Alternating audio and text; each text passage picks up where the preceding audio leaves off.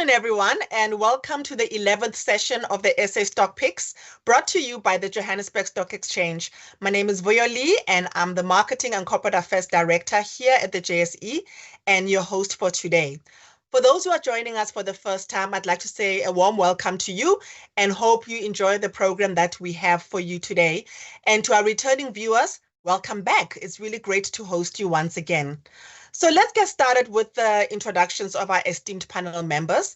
Today we have Bright Khumalo, the Portfolio Manager and Analyst at Vestact Asset Management.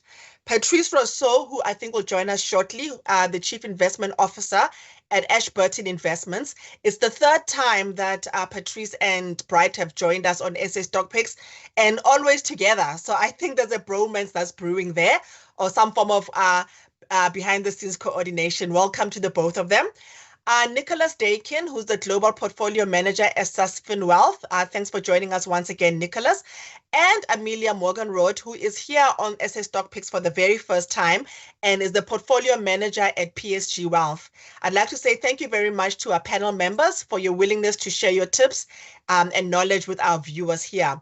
So as a recap on how it works, each of the panel members will have about 7 minutes to share with us 3 shares or financial instruments that are available on the JSE. These are their recommendations for you, the audience, on what to add on your investment portfolio. They'll also tell you why they are selecting these picks.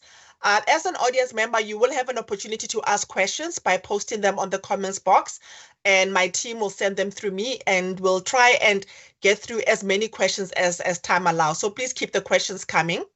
A few facts about SA Stock Picks. Since we started in August 2021, we have had 33 experts making 104 selections. In this sessions, 84 shares have featured, some of them more than once. So we'll see if they feature again today, or experts might have some newbies for you to look at.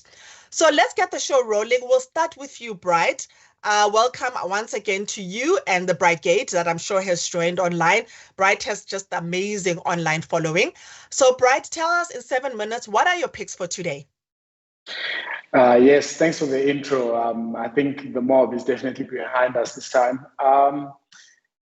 It's I thought I'd be the youngest in the panel today, but unfortunately it looks like I'm a veteran today, being my 3rd time on the show. So that's what I'm going to say for the intro. But talking about stock picks, I'll start with Coronation, which is an asset manager like myself. The reason why I like these guys is because they've got a lot of assets under management. The market is not looking too good.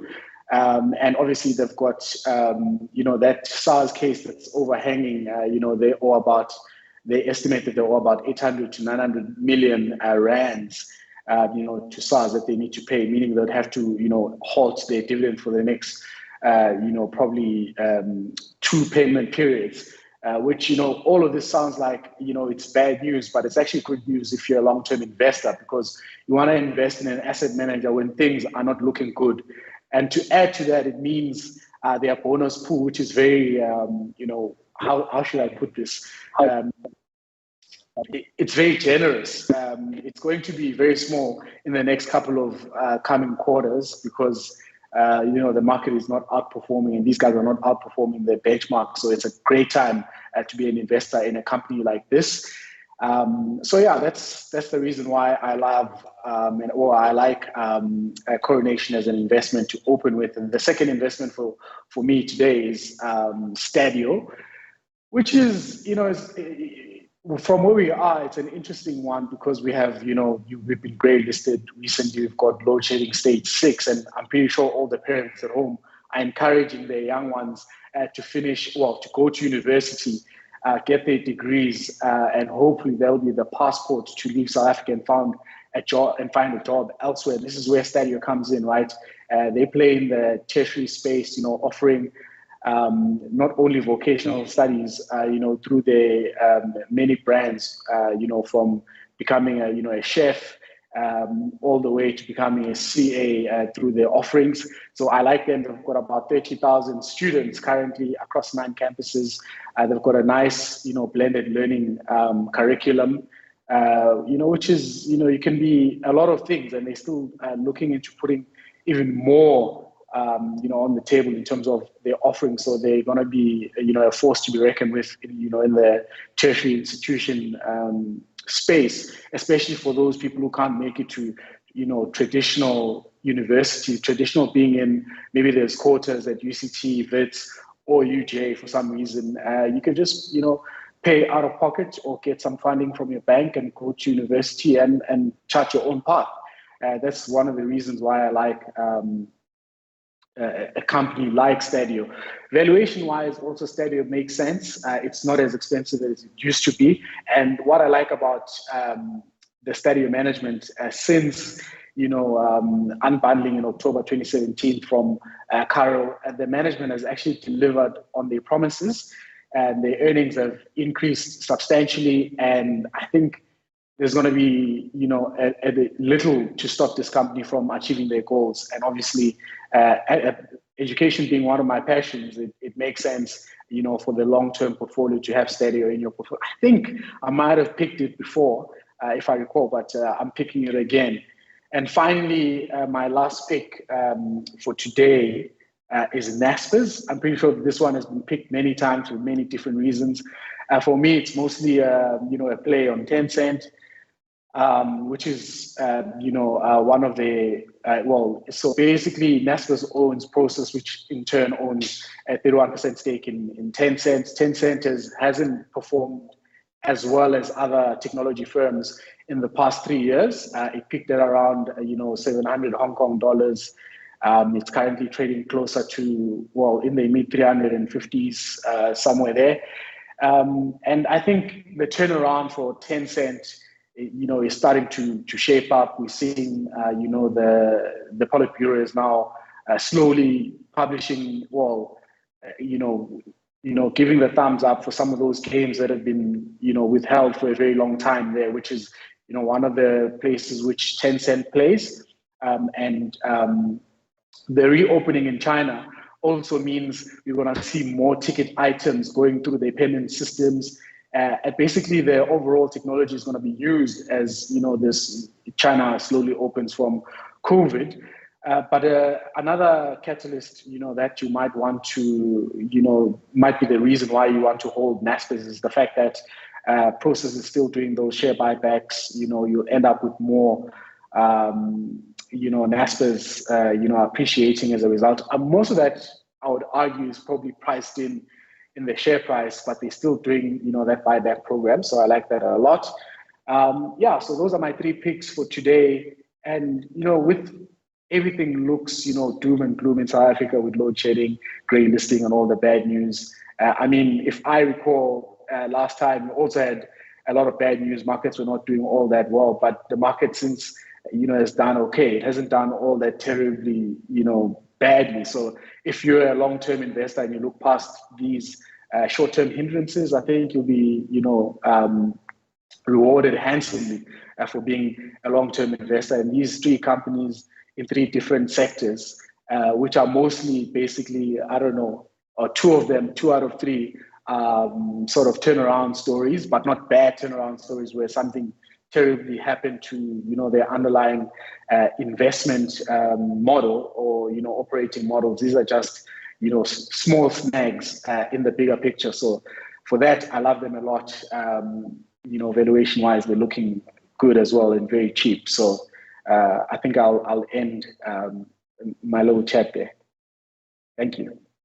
Thank you very much, Bright. I must say, education really comes through as a theme for you. The last time you picked EdTech. Okay. EdTech, yeah. And now you've got Stadio. So definitely coming through there. I suppose with Naspers, the question is, do you think that the worst is over as far as regulation of tech companies is concerned in China? And I think the audience might want to know that because in the past, the share price has been going down as soon as regulations actually come through that impact Tencent. Yes, so I think the regulation front is a very hard to call in a country like China. So that's why I'm playing it more as a reopening play on China. But what I forgot to mention, which is a very big thing for Naspers, apparently there's some potential buyers of Prosus's shares in Tencent. It's been on the news since last year, the end of November. And this could be also a catalyst for, value unlock for shareholders of both Naspers and Prosus. So there's a lot going on in the background for Naspers and Prosus and Tencent. So there's a lot of, I don't want to call them exit strategies, but a lot of catalysts, a lot of, events that could unlock a lot of share price potential. But yes, the overhang of, the Politburo in terms of policy setting, in things like gaming and how you use social media, it's always been there. It's always a risk. But from what I'm reading and from what I'm seeing, it's not throttling 10 cents as much as it used to, for example, 2.5 years ago. Great. Thank you so much. So ladies and gentlemen, we've got Coronation making an appearance for the first time on SA Stock Picks, an education element in Stadio Holdings, and then Naspers. Patrice, welcome to SA Stock Picks. I'm glad we managed to get you online. So the last time we asked you to review how your first stock picks when you first came here have performed. So the good news today is we won't be putting you on the spot. Over to you to hear what your picks are for the session today. Hi, Buyo, and to the viewers. Sorry, I had my teams playing up a little bit, but I hope we're all good now. My first stock pick was founded in 1862 in PE. It's got a market cap of around 310 billion. That's Standard Bank. They released a very strong trading statement for 2022, where earnings would be up 30 to 35%. I want to talk about the fact that they've got a leading global markets business in South Africa and the rest of Africa. And also we're going to see some earnings normalization from insurance given the acquisition of Liberty and some of the headway they're making in bank assurance. In Africa, they operate in 16 countries. There they are the number one in transaction volume. They are the number one in foreign exchange and derivatives. And that allows them to really deliver some very high margins. On the continent, in countries like Angola, Nigeria, Kenya, Uganda, they've got quite a big share of the local corporate transactional activity, which is actually something that they've been able to grow over time and is not as volatile as investors might think. That leads to very strong double-digit revenue growth. Although the bank, and this is a generalized comment, the banks are going to see their credit losses start to increase from the low levels that we've seen post-COVID. I think they're going to be supported by strong client growth. That's Standard Bank. We've seen 2 years of 5% plus. They've got a leading market share in mortgages. That's 34%. You would recall that 12 years ago, after the global financial crisis, they gained this market share from ABSA and also gaining in vehicle asset finance. In terms of valuation, they're trading at 1.4 times book. Pre-COVID, they were at 2.2. I think we probably can see 30% upside from this stock. So that's my first pick, Standard Bank. I think valuation makes sense, and also strong performance that they're going to show over the coming year also. The second stock, Buyo, is one of your favorites. I know that you are a stalwart client. You probably have the platinum card in terms of regularly using their hotels at City Lodge. It's more of a small to mid cap. It's got a 3 billion market cap. It's got an excellent portfolio of hotels. 49 hotels across a number of brands. All would be familiar with the Courtyard, City Lodge, Town and Road Lodge brands. Occupancy is collapsing to the lockdowns at 30%. It's now recovered to about 57%. Long term, we think 65% is a more sort of normalized level of occupancy. So there's some ability for them to normalize further and increase the footfall in their hotels. They've also brought in some interesting innovations in terms of their what they call best available rate pricing model. They use a dynamic artificial intelligence pricing model to reduce pricing where they have low occupancy. So they've been able to boost the weekend occupancies as a result. And also they've put in catering. I know you're quite a big fan, Vuyo, of their catering offering. They've got 16% of sales from catering. And again, that drives a footfall in the hotel, and it also attracts the more tourism-orientated clientele as opposed to the business-orientated one. They've done very well on the coast in Western Cape and KZN, and obviously as the business market and traveling market comes back to normal, that will help the Gauteng market as well. Their room rates have only now come back to pre-COVID levels. It trades on a 10 times PE and price to book 2 times. Dividend yields are 4%, but the payout is only 63%. We think it can go to 75%, and you can expect dividend yields to go to 6% going forward. Earnings still recovering. It's going to. We expect it to more than double into the full year. So I mean, it's a recovery mobility story, I would say, in South Africa. City Lodge, and then my final pick, again, a company has been around for a while, founded in 1924, market cap of around 10 billion, so more the mid-cap space. That's AECI. It's very dominant in the mining solutions part of their business. It's got actually a fast expanding global footprint. It's a leader in South Africa and the rest of Africa with its own ammonium nitrate facilities. It adds a lot of value. So much so that we see it gaining share from global heavyweights in geographies like Australia, Indonesia, South America, Australia, obviously around in nodes where the big mining companies are very active.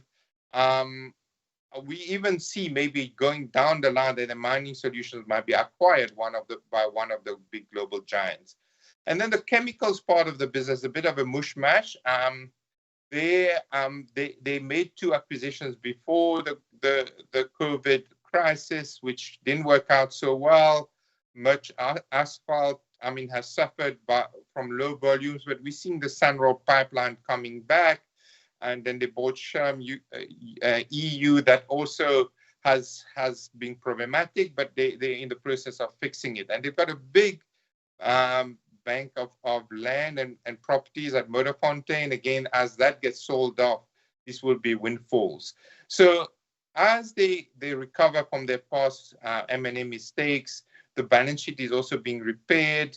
We're seeing net debt to EBITDA at 1.5 times, and I think there the balance sheet is a lot more sustainable. So we see substantial upside. There's some nice themes within that stock. For instance, playing the high fertilizer prices, also water. They're modernizing the public water system, sewage treatment systems, given urbanization across Africa. So that's 10% of their profit. So again, a stock trading very cheap PE, historic PE of 7.5, forward PE of under 7 with a dividend yield of 6%. That's my third and last pick, Vuyo. Thank you very much, Patrice. I'm really glad you were able to dial back in. Absolutely, City Lodge seems to be the favorite among panel members. It's featuring for the 4th time on SA Stock Picks. And the last time you also selected FirstRand, another bank. So I guess the question is, does that mean banks are still a viable pick?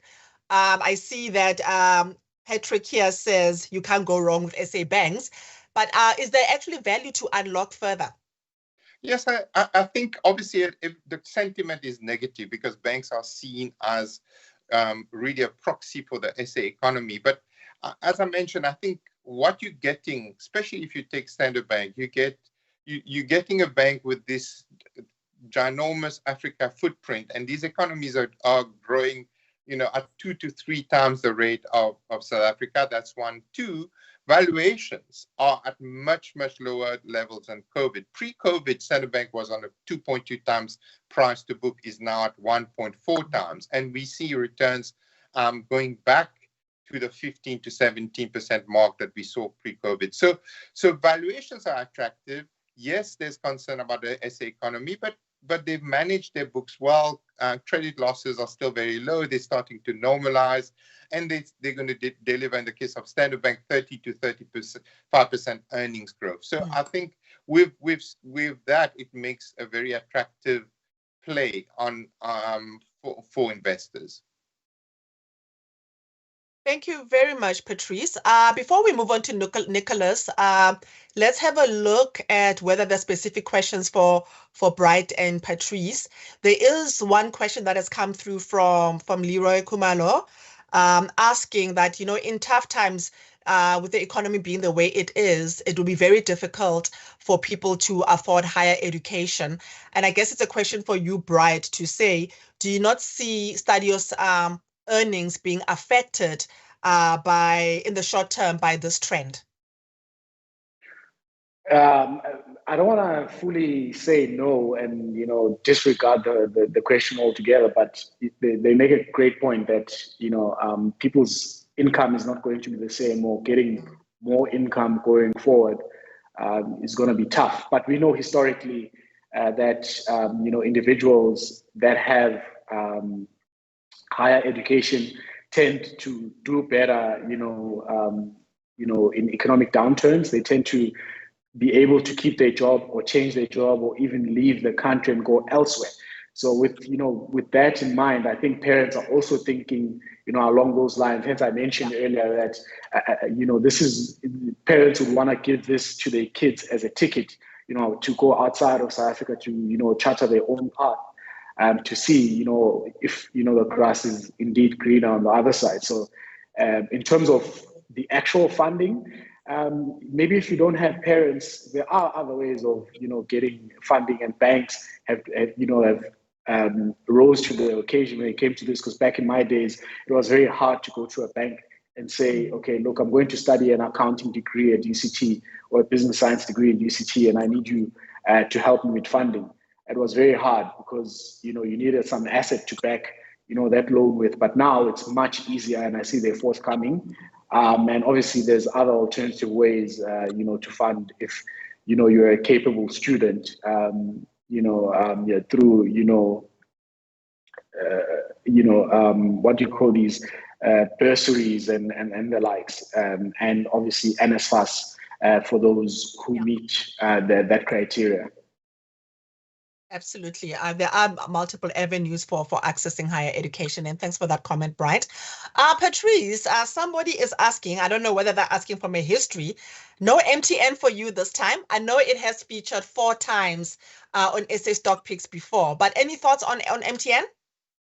Yeah, an interesting one. I mean, obviously MTN, a big swing factor is what's happening in Nigeria. Nigeria, as the viewers would know, has been suffering from quite high inflation in 20% plus, and a shortage of foreign exchange. So the issue always with MTN in terms of the rest of Africa operations, and the same thing applied to Iran, is how do you get the cash out of these geographies, especially where you have a shortage of foreign exchange, where things get tough and the Naira depreciates. It becomes very tricky to extricate whatever profits that they make from the region. So I think, yes, MTN's come back quite a bit, but that remains a bit of a question mark there in terms of the valuation, in terms of what value do you place on a geography like Nigeria.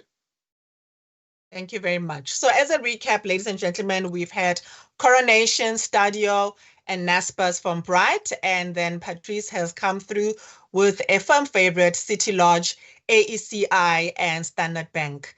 Now, Nicholas, over to you. A warm welcome. Last time you selected AB InBev, Bidvest, and AVI. So what do you have for us as your stock picks this time?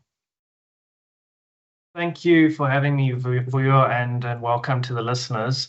So today I'm going with Adcock Ingram, Bidcorp, seeing as I went with Bidvest last time. And my third pick is actually an ETF. That is the Satrix NASDAQ 100 ETF.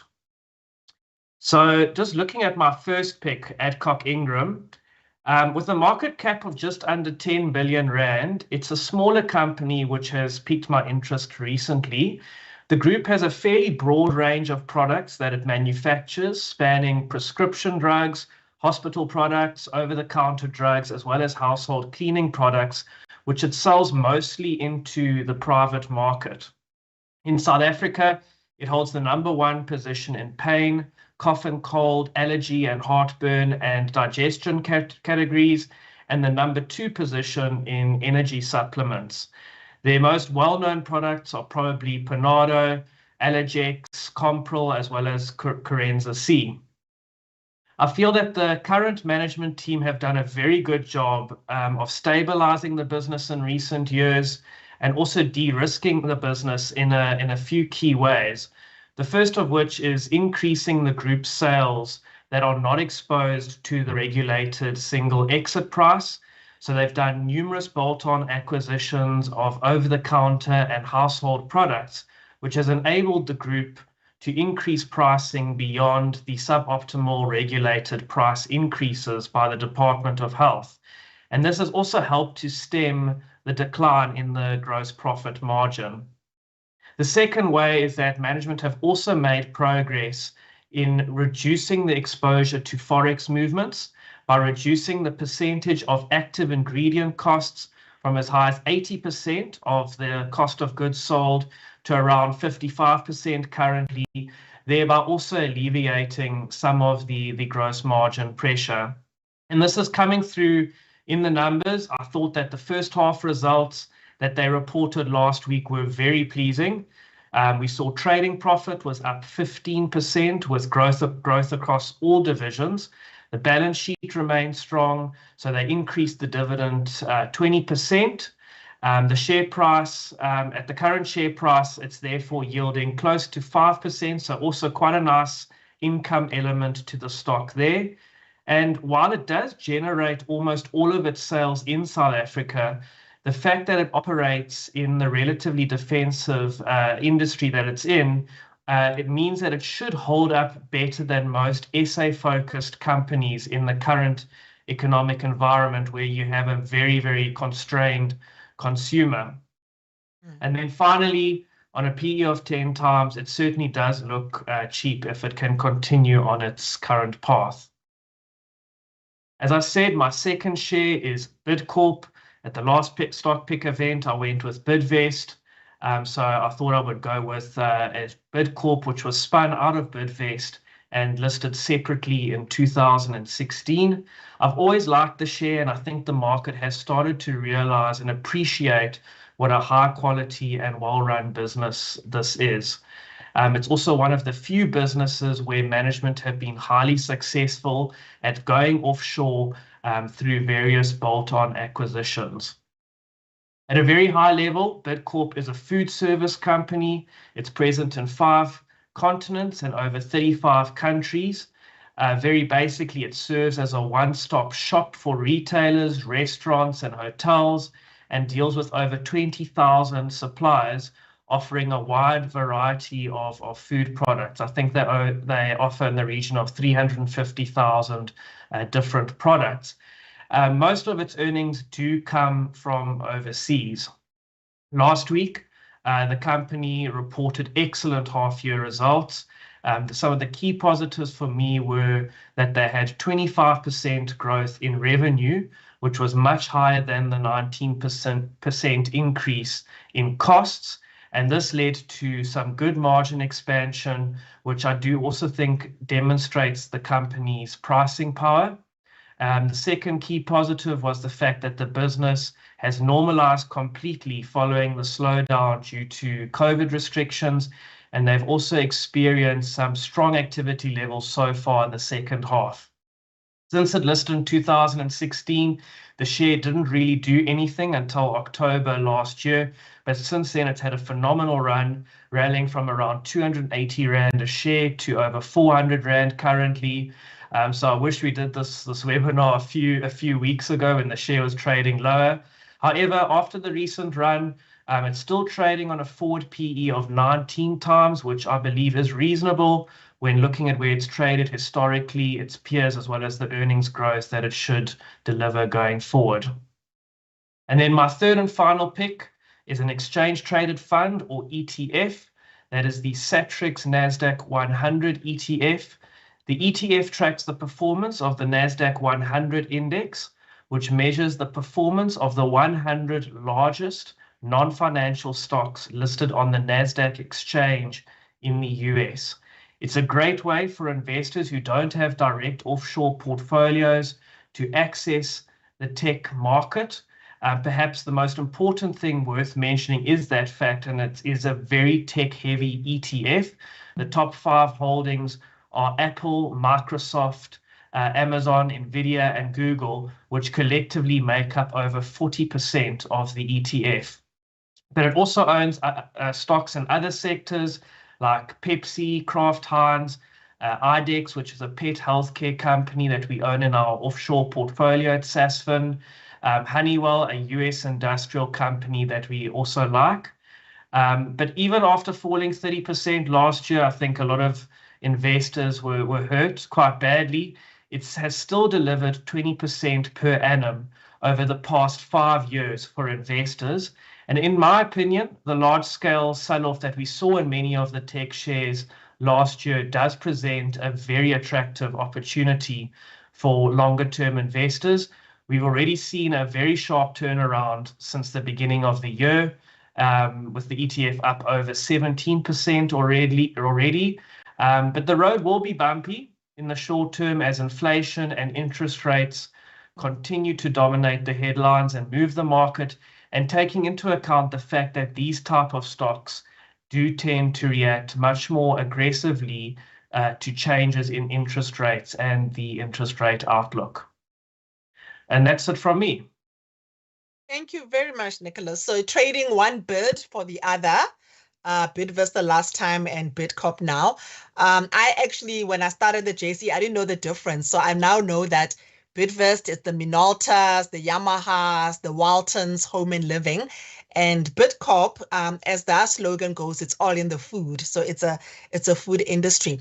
I'm really glad that you've picked an ETF for the first time in SA Stock Picks. And I think it's one of the financial instruments that are not very well known.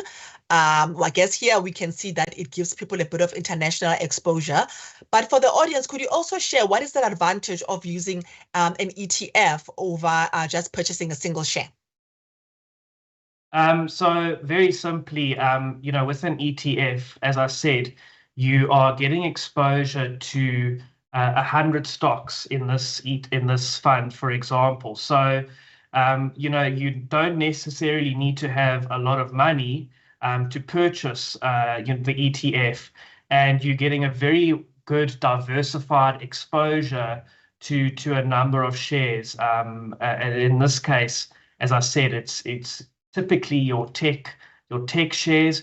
So if you are, that is an area that, like me, you're positive on, this gives you a nice diversified exposure to that area. So essentially a basket of shares that investors can invest in. Wonderful.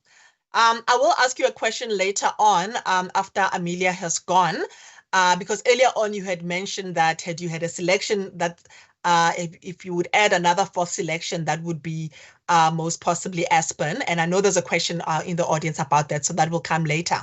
So the newcomer on our show is Portfolio Manager for PSG Wealth, Amelia Morgan. Thank you so much, Amelia, for joining us. Let's hear what your picks are for the day.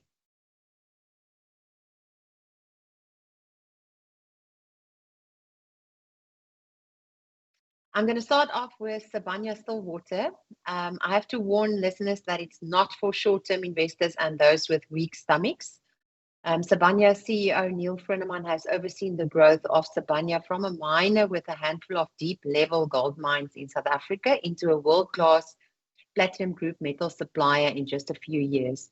Since 2016, it has transformed from a high-cost South African-focused gold mine producer to a top 3 PGM producer. So Neil Frenneman is renowned for his deal-making skills, and he has been really busy showing off his talent lately.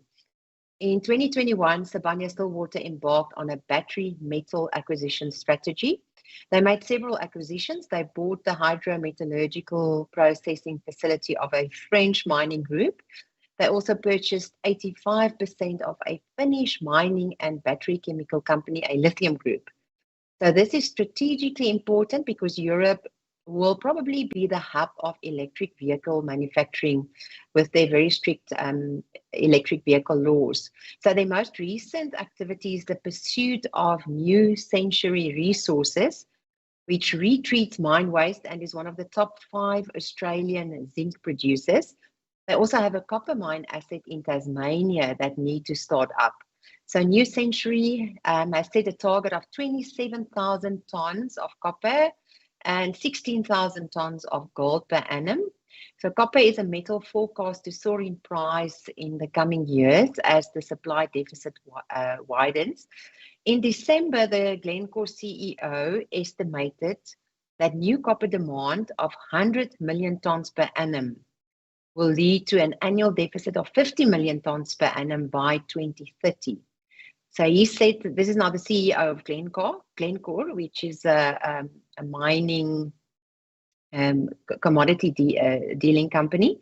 He said that the world doesn't get it and doesn't understand that the huge deficit is coming. So of that 100 million tonnes demand, 76 million alone will be from power grid expansion and 19 million tonnes for electric vehicles.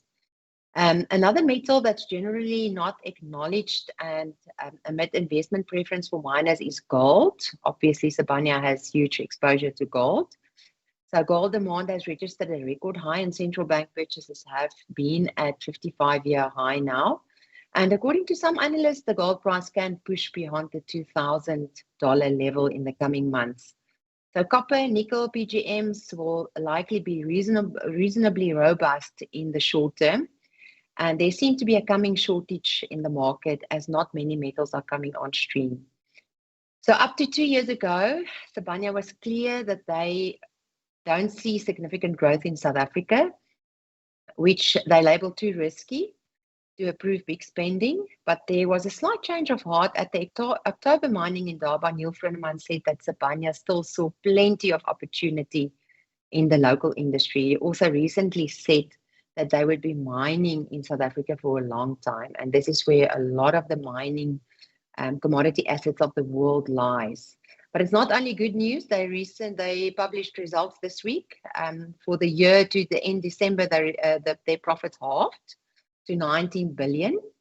The share price is down to 36 Rand. That's a 50% drop over the last 12 months. So you can argue that gold production will normalize, which makes the share oversold. Plus, they are pushing the battery metal strategy. They are dreaming very big. And one of their dreams are that the current business will be only 10% of their business in 10 years' time. So they want to position themselves to deliver to the future car market. But investors clearly want a proven operational track record of many years. And in that regard, Sibanye has some way to go yet. But this share is definitely not for the faint-hearted. My second stock is maybe one for a more conservative investor that want to keep it for the very long term also. It's Mondi. So currently the share price of Mondi presents an opportunity to buy a good quality company. And I think it's reasonably priced. In January 2022, Mondi lost a third of its value because it became evident that there will be a war in Ukraine. Russia then presented a fifth of their profits, and they had very solid growth prospects in Russia. But ever since the share price has shown slight recovery, they announced in August of last year that they've sold the Russian plant for 1.5 billion euro, the biggest one of their plants there. After the Russian government and shareholder approvals are completed, they will probably proceed to return some of the funds to shareholders as a special dividend. So they operate more than 100 production sites in over 30 countries and in 3 business divisions, but they're highly innovative packaging company and leaders in development. One of their recent developments is an e-commerce grocery packaging. product which can maintain internal temperatures for more than a day, thus eliminating the need for refrigerated trucks. So they are a beneficiary of the COVID trend of e-commerce and consumer packaging. And another huge benefit is this year's complete banning of plastic bags in Europe. So this is a good quality company trading at quite a low valuation. And then my last stock that I'm choosing is in the property sector, one that's a little bit different from others, that is Equites. They are more on the packaging, warehouse side, specialist owners and developers of prime logistics assets in both South Africa and the UK. So they own logistical assets valued at around 26 billion rand. That is this figure as at the end of August. Their tenants are multinationals prepared to sign leases for 10, 15 and 20 years, who give them commercial might, and they tend to meet rental payments on time. So the company said there was strong demand for their A-grade warehousing facilities in South Africa, which is expected to drive rental growth within their portfolio. So since January, the share has lost a third of its value. And I think at the current levels, it also presents some opportunities for investors.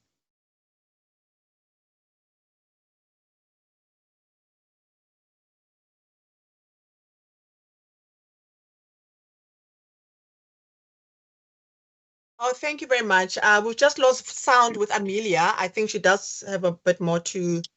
Oh, there we go. She finished. That's fine. Thank you very much, Amelia. With respect to Mondi, Yes. I suppose the question is, I mean, if you have organizations that have exposure in Russia with the Ukraine war happening, do you have the same sentiment for other shares that might have the similar types of exposure in terms of investing right now? Yes, I think most of the companies all over the world that that it became evident that they have exposure to Russia, I think their share prices dropped according to that part of the profits that they generate from that jurisdiction. So yes, I think it depends on every situation in isolation. In this case, it was a very good quality asset, and they managed to sell it at a reasonable price. So it's just a question now of the money being returned to the company. And I think that's one of the reasons why the share price did not really improve that much. I think there's still a fear among investors that the money will not be returned to them for some reason, or that there might be some hiccups. But according to our information, there's a good chance that they will receive these funds. Right, wonderful. Now back to the questions from the audience. Let's see what has come through. There's a comment from Patrick Harper. He says, Amelia, nice pick on Sibanye-Stillwater. I think it's the third time that it's been selected on this show, and it's definitely not for the faint-hearted. Would you hold GFI with the same confidence when you're looking at the long-term view? Yes, I wouldn't be too scared of gold at the moment. Like I said, I think there's the macroeconomic backdrop for gold looks good. We have the tailwind of higher interest rates in the USA, and analysts, there's a strong belief among gold analysts that the gold price can easily push through the $2,000 level. And as gold mines are quite marginal and with a very high cost base, usually if the price of gold move up, their margins tend to open dramatically, and they usually, above a certain price, it's all pure profit for the gold mining company. Great, thank you very much. Nicholas, there is a question for you regarding Aspen. I did mention earlier on that you did say if you had a fourth option, it would be Aspen. So the question is, what is the comparative advantage of Adcock Ingram over Aspen, given that Aspen has a global footprint and attractive valuations? So that's a very good question. I think the comparative advantage with Adcock is that it does have exposure to other consumer products. So the pharmaceuticals industry can be at times, if things don't go according to plan, it can be quite volatile. And so having this other part of the business does increase its defensiveness in certain respects. So for me, that is kind of the one key differentiator between the two, and I think is why that Adcock Ingram is still quite well positioned in the current environment. Great, thank you very much. And going back to a question for Bright. Someone was asking about another firm favorite, Renergen, and what your sense is about Renergen. Avoid. Okay. Absolutely don't like it. There's no proven track record of operational excellence. It's mostly just a story, and I don't think I trust the management. And recently, we've seen some of the top managers in the company leave the company, under a cloud. So I don't know. I've never liked it. And I've had the courtesy to actually ask the CEO some questions which he dodged, and he went around them, which didn't give me the confidence that he'll have the skills to execute on this big promise that is made to everyone. So I don't know. Still don't like it. The interview made it worse, and it was here on JSE actually. So I don't like Renergen. Never bought it. I'm not going to start now. There goes the person who asked the question, a very definitive answer on Renergen. That's all the time we have now for questions. And I want to thank the audience for sending them through, because that really adds a richness to the conversation. In the comments box, you will find the prices for each selection. They are at closing price yesterday. So please look up what they are performing at today. And I want to give a warm thanks to the panel members for their insights, and we do hope to see you again in the near future. A reminder to the audience that the views shared in this program are not those of the JSE and should not in any way be seen as the issuing of financial advice by a panel. We recommend that you do consult your broker and a financial advisor, or do more research to help inform your financial decision. I hope you've enjoyed the program today. So please encourage your friends, family, and colleagues to watch this program on YouTube. For those who haven't seen the previous sessions, you can catch session 1 to 10. Just write SA Stock Picks and you will find the relevant session that you want to watch. A reminder again that this is SA Stock Picks hosted by the JSE. I wish you all a great afternoon. Goodbye.